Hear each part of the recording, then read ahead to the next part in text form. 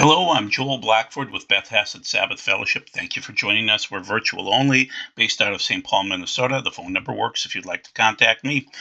We're Beth Hesed. We study the philosophy behind your eschatology, the study of the end of days, what you need to know, your reality or existence. We study a little piece of Revelation each week. This is Revelation 17 again. There's a lot in 17. And it's about Kamala, our vice president right now. She's running for the presidency. There's a lotus angle that I want you to look at. It's a prophetic type of a thing, and I'd like you to just be aware of what's going on. So, she has had problems with words, and I think she's smart. I just think that if she told us what she actually believed, we would not like her at all. Okay, so Ukraine is a country in Europe. It exists next to another country called Russia. Russia is a bigger country. Russia is a powerful country. Russia decided to invade a smaller country called Ukraine. So basically, that's wrong. Well, the United States has invaded many, many countries over the years, and the Bush time frame was horrible. But then again, Obama and Clinton bombed people too. So it's just she says some weird things. That doesn't mean that you can't vote for her, but I want to point out what I believe she stands for. And then her actual quote on the other side is, so you think it's very important, as you have heard from so many incredible leaders, for us at every moment in time, certainly this one, to see that the moment in time in which we exist and are present, and to be able to contextualize it, to understand where we exist in the history, in the moment and in the moment as it relates not only to our past but to the future. Okay, wordsmithing. So let's talk about Kamala, and let's talk about any prophetic aspects of her. Let's try to read the Bible properly, give you some prophecy and the news. So Kamala is running for president. Biden stepped down. It's very interesting. It sounds like 1968 all over again. Her name is very interesting. It's a Hindu name. Now, this person on the left-hand side, Monica Bayer, is saying you could link it to Destroyer of Worlds, Illusion, Demonic Warfare. You could. Her name is one of the 10. Kamala itself is a name that means lotus or pale red in Sanskrit. Kamala is another name for a well-known Hindu goddess. When you read the word goddess, think demons, okay? They're Devi demons, who is probably better known as Lakshmi. Lakshmi is the Hindu goddess of prosperity, good luck, and beauty, and she's often depicted with a lotus flower. We'll study that today. She comes from a Hindu mother and a Hindu grandparents in this case, and she's shown she has an Indian mother, and her father is Jamaican. Okay, and she's now stating that she's black, but as you can see in the past, she has stated that she's really more Indian than Jamaican, and so it's just interesting. Um, so everybody's trying to fact check this. So whatever. It's just intriguing. She's never been all that honest about her background. Part of the reason for that is that her father was a committed communist, committed, and he was a professor out on the West Coast in a California university, and he was definitely a communist. I don't know much about her mother. Kamala is the 49th vice president. She's the first woman and first woman of color to serve as VP. She was a district attorney in San Francisco, but she got there through an odd way, raised by a Jamaican father and an Indian born mother. There you go. And so, but she's got the communist background. So, according to Elon Musk, she is a communist. Okay. And Elon should know, he knows California politics quite well. So, my point is, her father is a professing communist. Okay. She's had weird associations over the years. Well, Willie Brown basically ran California for years there. He was 60, she was 29, and they were, you know, dating. And he was married. His wife had just given birth, and he's out cavorting with her. So she knew how to raise up the ranks, and that was by getting around with Willie Brown and Montel Williams in the middle there, and now her husband, who is Jewish, and she's very careful to talk about Doug Emhoff the right way, because being Jewish right now is not as popular as it used to be. But I'm saying that she's from San Francisco, and it's been corrupt for about 200 years. Okay, so now we're going to take you into the background of what a Hindu Devi is and the 10 great manifestations. So Kamala and Bhairavi are two of the 10, let's just say great manifestations of the Devi, deified aspects of the goddess that range from pacified to ferocious. Okay. And so you've got the elephants involved, you've got lotuses in their left hand and things like that. So I want you to be able to see the lily and the lotus aspect of this as we move forward into more prophetic type areas. But I just want you to see this. There's a picture of her with the elephants and the extra arms and the lotus and things like that. Okay, more lotus. Once again, the tantric form of the goddess Lakshmi. Uh, there are 10 of these, the great goddesses that are probably demonic. And so, because we're told in the Torah and in the Bible not to worship these deities, not to be involved with them at all, not to even name their names. So we would have a problem with that. Now, could Vivek have been a good president? Yes. An honorable Hindu would be fine. But she's not honorable. She's a communist, and she also has some strange values. Okay. So Kamala, this goddess, and her power of creation.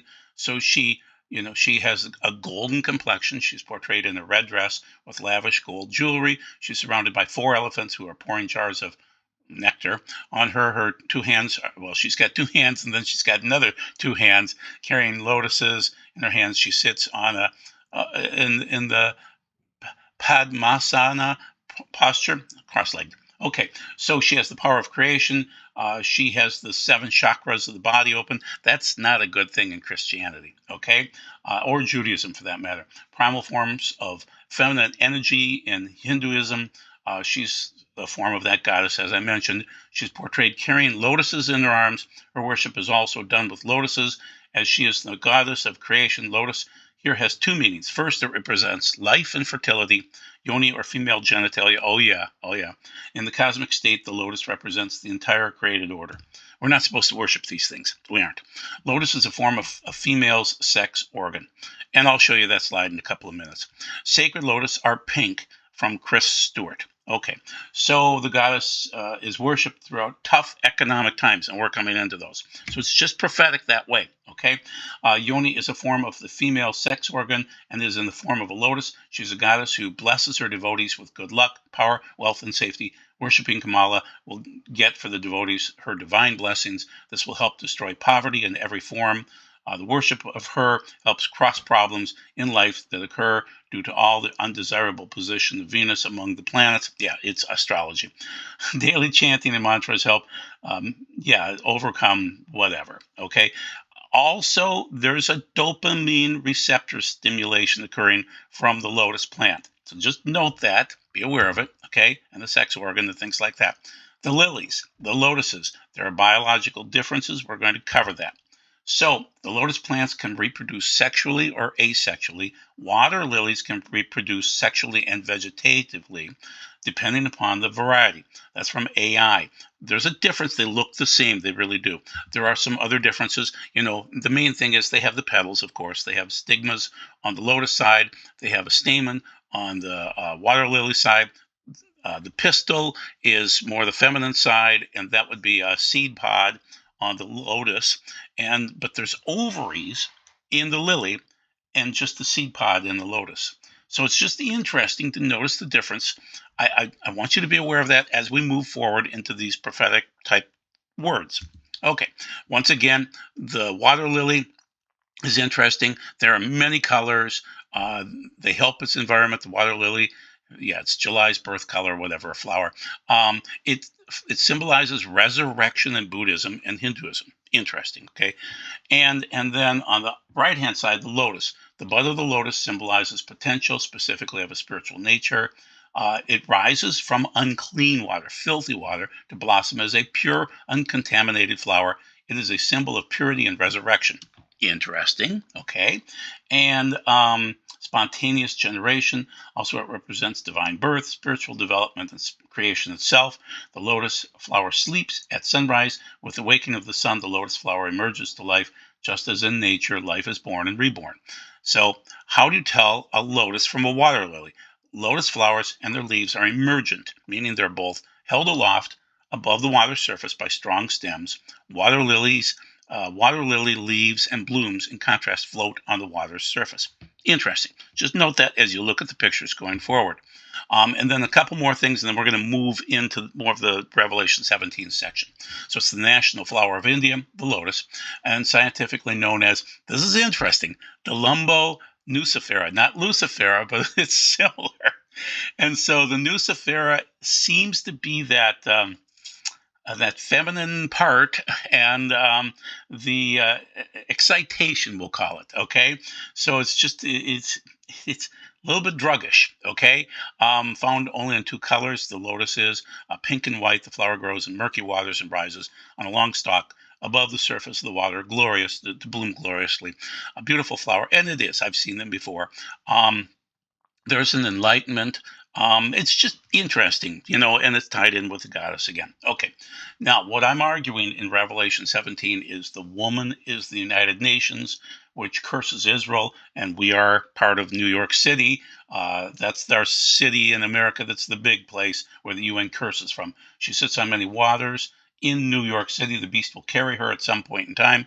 Who has the nuclear power of life and death for the world since 1945? That's us.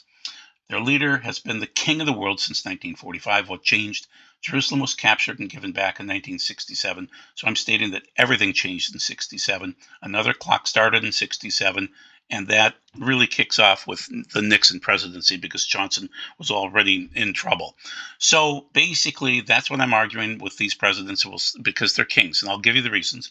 Then one of the seven messengers who had the seven bowls came and spoke to me and said, "Come, and you will be shown the judgment of the great harlot who sits over many waters, much waters." And I'm reading the left-hand side, but I'm citing things from the right-hand side. So, with whom the kings of the earth commit adultery, I'm saying that's the UN, and those who she makes drunk with her wine. So he brought me into the wilderness, and I saw the woman who sat on the beast, whose appearance was like that of the appearance of lilies, similar to the lotus, but lilies stated in the Hebrew text, and was full of names of reproach, which the United Nations is. And he had 7 heads and 10 horns. And the woman was clothed in red garments. And I'm arguing the 7 heads are these 7 presidents. In the Hebrew, it is 7 heads, but it doesn't say that they're kings necessarily. But then the 10 horns I'm arguing are big tech. The woman clothed in red garments, and it's I can't remember now if it's eretz. No, it's Adama. It's Adama. So it's an earthy red in this version of Revelation. So it's, once again, appearance of lilies and then a reddish color, not a scarlet, a reddish color. Okay, an earthy red. And upon her was much gold and goodly stones and gems like the United Nations. And there was a golden cup in her hand, which the United Nations does force people to drink from. It's full of uncleanness, absolutely. On her forehead was written the name of the secret of the great city Babel, the mother of harlots and the uncleanness of the earth. And I saw the woman drank of the blood of the set-apart ones. And the UN will be involved in that. That will be horrible as we move forward. And the blood of the testimony of Yeshua. And I had great amazement when I saw her. So once again, the appearance of lilies is listed twice, and it's a reddish color, and she is Babylon, the great mother of horrors and of earth's obscenities. Now, I'm friends with Doug Hamp, and he states that it's going to be literally tied to physical Babylon in the Middle East. The problem is, I see this as the United Nations. There are other prophecies that match up with that from Dmitry Duduman. The main thing is, something comes through, and I don't know what, and Doug will help me with this eventually, what came through from ancient Babylon all the way through to the UN today. So just keep that in mind. And so it's going to be interesting to watch this. Now, we're getting into the prophetic side. This is Rebecca Sterling. The videos are found for free on David Strode of Voice, Crying in the Wilderness. And she's talking about the royal order of the lily. And once again, unless you know about the biological components of the lily or the lotus, you wouldn't be able to tell the difference between the two. That's why I have them both shown here. Okay, and so I want you to realize that she's saying the beast system will be based on the lily flower, and it'll be a tripart system. And so you can go back and watch this anytime you want to. It's number 6 video, the guillotine, and basically it's the royal order of the lily. and it's the beast system. So just be aware of that. That's one source stating that. Then here's another one. It's iPet Goat from 2012, which is an interesting year. And the main character here in the midst of the video is Lily. Okay. And we'll show you what appear to be lotuses later on, maybe lilies, I don't know. But anyway, it's interesting that you've got the barbed wire and things like that. And it seems, I think it's Gaza. And I think Lily is holding the apple. So Lily seems to be Israel, and the apple seems to be Jerusalem, and it falls from her hands. The barbed wire seems to be around Gaza and the West Bank and things like that. The solar eclipse is listed in this video too. It's very interesting. Very interesting. Solar eclipse again, 2017, 2024. Apple falls out of her hand, rolls along. Suddenly, a startling realization arose in Lily. The apple is not mine. She thought it belongs to someone else. So it's just interesting. You see the lily, and then we'll see the lotus in just a couple of slides here. For Adonai Tezvaot has sent me on a glorious mission to the nations that plundered you. This is what he says. Anyone who injures you injures the very pupil of my eye. So it's stated as the apple of the eye, but it's a difficult one to translate. Okay, and that's Zechariah 2:8. So that is occurring right now. That's what the nations are going after. Moving along in the video, this apple rolls along, then it sprouts either a lily or a lotus. I can't tell. It's not in water. And Obama watches this occur. Bush popped up first and did his little silly Three Stooges act. And then Obama seems to be laughing and enjoying, but he's not laughing over this, because this will kick everything forward. Then the Antichrist starts floating out of this opening, which may be sexual there. And then he floats out through either lilies or lotuses. I can't tell by looking at them. It could be one or the other. I don't know. But it's the Antichrist. He's floating along with fires and into the sunset or sunrise. I don't know. But there are either lilies or lotuses, okay? And there seems to be about 15, based on somebody counting them, which would put us to the beast system starting in maybe 2027. We'll see, because it was set up in 2012. Just very interesting. Just note lilies or lotuses. Okay, so now you've got these Divine Mother, One Truth, 10 facets, and the first one is Kali, and we'll cover Kali in the next slide. But then there are other ones. They're demonic. Okay, we've got heads popping off and other weird stuff, and yeah.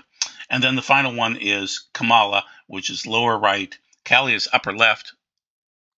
Kamala is lower right. You notice the elephants again. You notice the forearms. They're there. Yeah, you can see the lotuses there, and so it matches. But they're all demons. They're all demons. We're told in the Bible not to be involved in this stuff. So this is New York City back in 2015. Kali takes over New York City, and she's got the tongue thing going on. In Hindu mythology, Kali is the demon goddess who is often depicted standing on Shiva, the god of destruction and evil. This position suggests that a story where Kali was about to destroy the universe during a battle, and Shiva calmed her by lying down under her foot. The image of Kali standing on Shiva can symbolize having complete control over life, or the ability to kill and then revive a god. Okay, and then who knows whose head is there on the knife and forearms, and yeah, it's a demon. Okay, demon goddess. So one is Kali. Kamala is number 10. They go from the most evil to the most nice. So once again, we're supposed to respect all beliefs. No, I don't think so.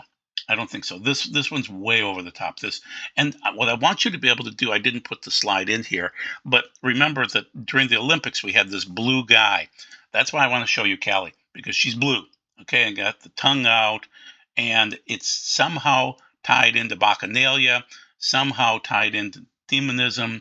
But yeah, you had that blue man, the Smurf man, and you've got this blue lady, and she is the destructor, the divine assassin. And during the French Olympics, the key factor was the assassin, and you never got to see his face, but he was the assassin. He was hooded, and he was running around doing what he did. Okay, so now we're moving past those prophetic pieces. We're looking at what's going on in the world today. Basically, this was a coup, okay? and it was an anti-Biden coup, where you've got the 25th Amendment was basically broken by Obama and others, as they said, we think Biden's going to lose, so we're just going to throw him out. But the problem was Biden was voted in properly, and Kamala has never had anybody vote for her, not even in 2020, really, maybe 12 people. So diversity isn't our strength in this case. This is horrible in terms of so it looks like the NSA database was weaponized. Department of Justice weaponized. FBI was weaponized. Homeland Security was weaponized. IRS was weaponized. You can pause it if you want to.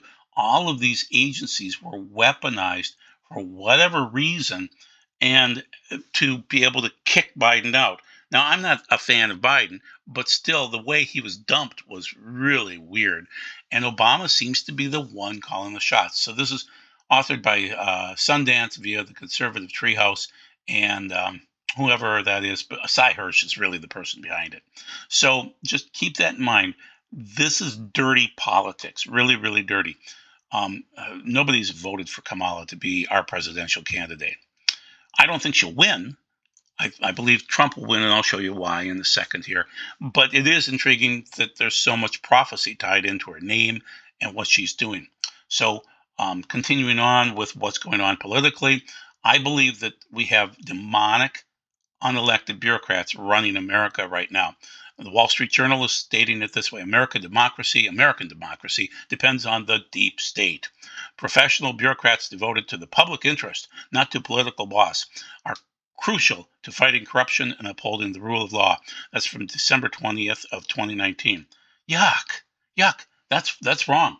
And on the on the right-hand side, New York Times, the deep state exists to battle people like Trump.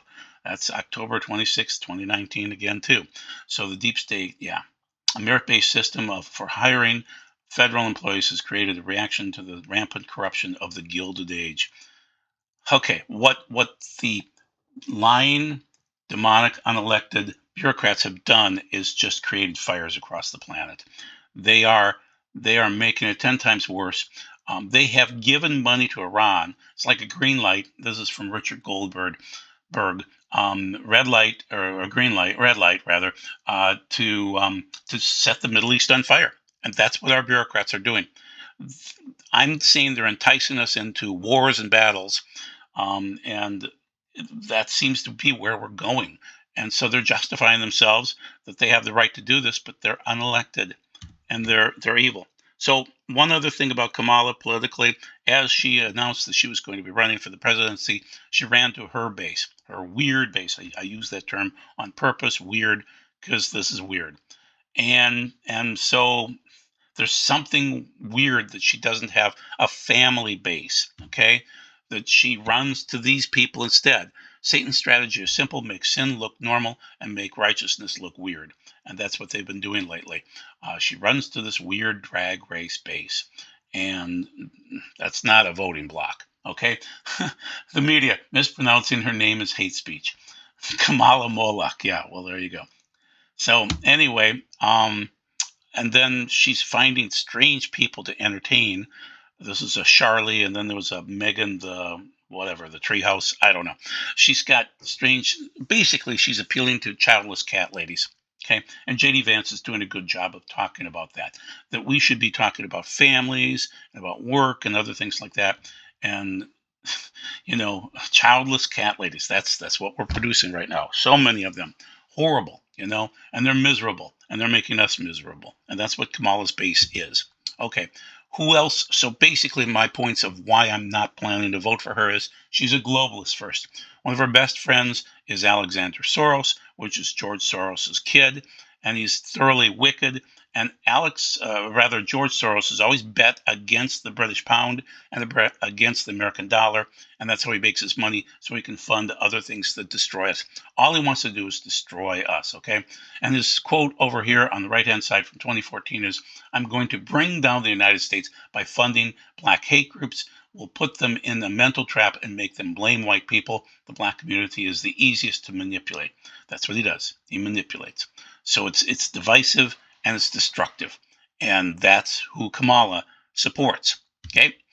and they give her a lot of money. Elon Musk, again, says she is literally a communist, okay? So I agree with Elon. She constantly says, I want an equitable distribution. You can't have that, okay? Otherwise, you're just taking from the people that work hard. And you're, why would anybody work hard then, okay? There was an example years ago where they had a classroom and they would grade everybody the same. And so the smart kids just gave up. And everybody gave up, okay? So Kamala is a communist.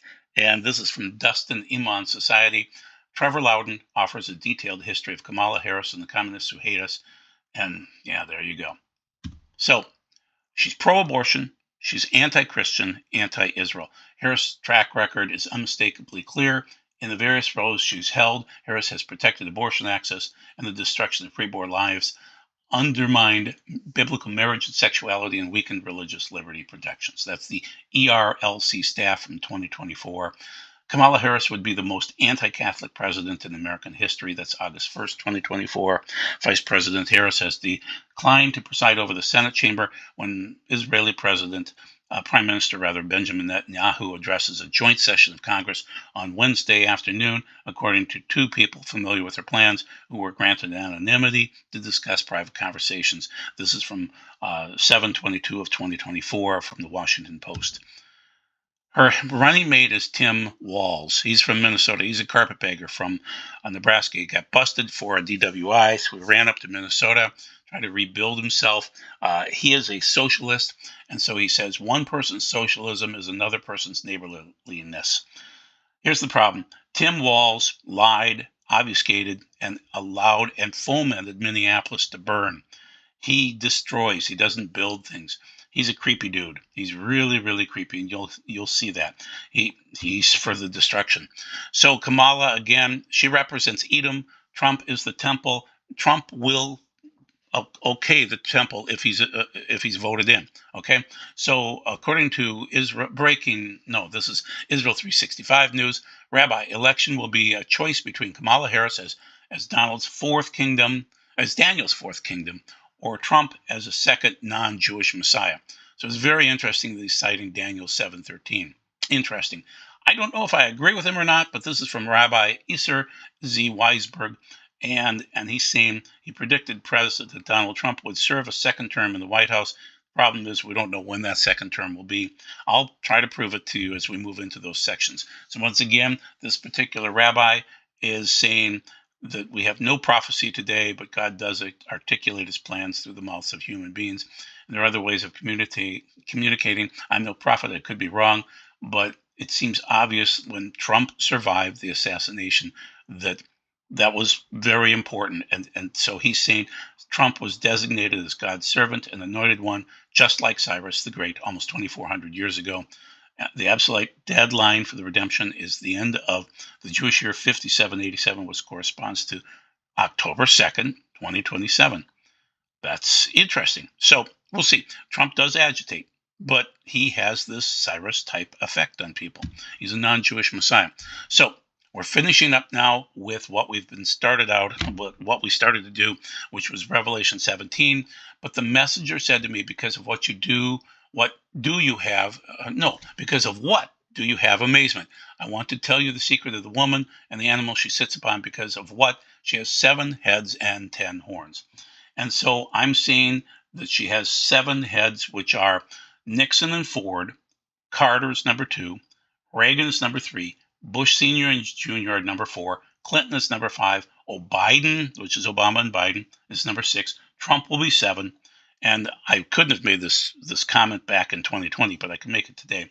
8 comes from the 7, and the 10 hordes are 10 big tech billionaires. Okay, that's what I'm telling you is coming up, because we place our kings on these mountains, Mount Rushmore.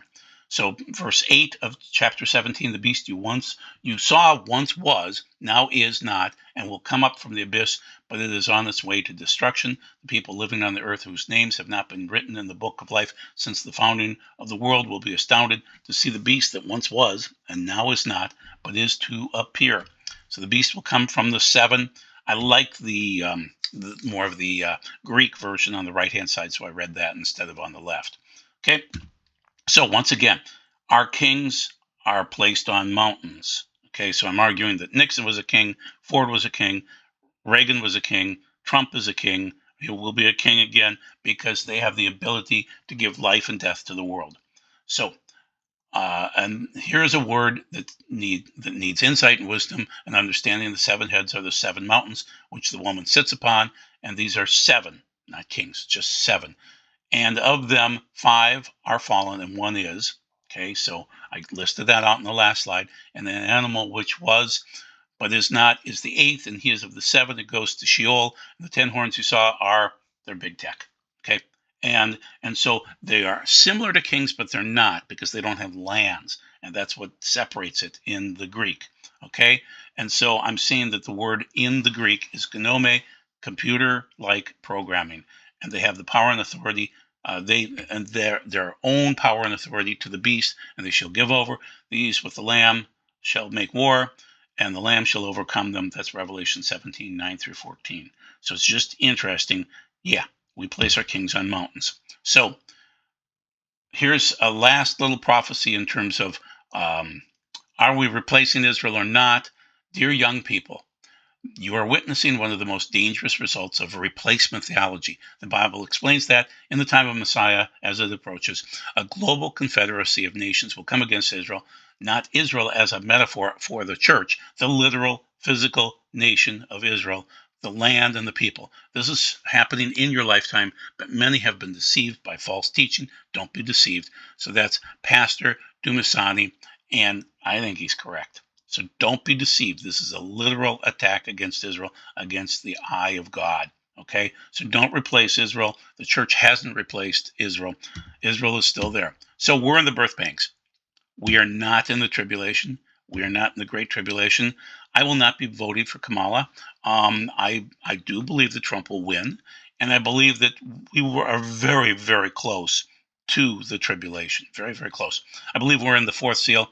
It's possible that the fifth seal is open. I noticed a friend of mine, Christian Widener, thinks we're in the fifth seal. We'll see. You need to work on your clothing, clean clothing, because Rosh Hashanah, Yom Kippur, Sukkot of the future year will be a wedding. You need to have clean garments. You can't be naked. You need to get that done. So work on that. Thank you very much for your time. I'm thirsty. So good night and God bless.